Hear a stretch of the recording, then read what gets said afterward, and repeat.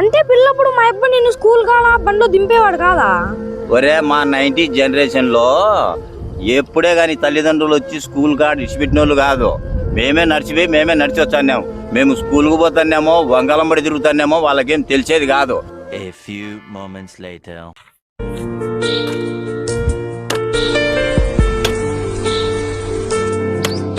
నాన్న ఒకడే అన్ని గంటలు ఎప్పుడు కొడతాడు, నేను కూడా పోయి హెల్ప్ చేస్తా.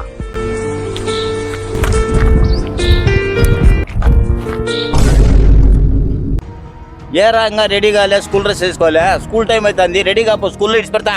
ఏం పోతాడా ఇన్ని గంటలు ఎప్పుడు కొడతావు, నీకు హెల్ప్ చేస్తాడా నాన్న? ఈరోజు స్కూల్ వద్దులే. ఏంది ఈరోజు స్కూల్కు పోవా? ఒక్కరోజు స్కూల్ పోకుండా ఏం కాలే.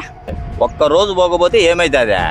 ఇట్టనే నా పిల్లప్పుడు ఎర్రబల్లి చెరువు తెగి నీళ్లు గరండాలంతో పారుతా అంటే 3 రోజులు స్కూల్ ఎగ్గొట్టి వంగలంబడి తిరిగినా.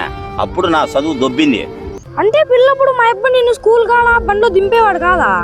ఒరే మా 90s జనరేషన్ లో ఎప్పుడే గాని తల్లిదండ్రులు వచ్చి స్కూల్ కాడ ఇచ్చిపెట్టినోళ్ళు కాదు.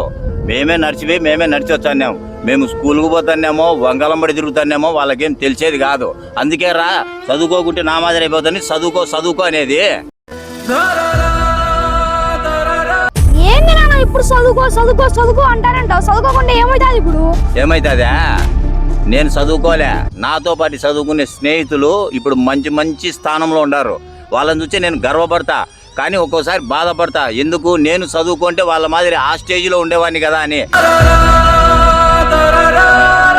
అందుకే చదువుకో అనేది. ఎందుకనుకున్నావు?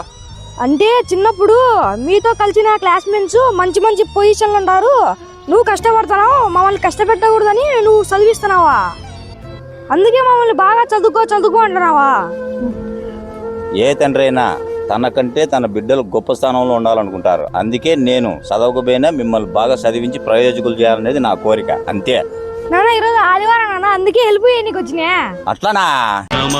నేర్పాలని అనుకున్నా కన్నా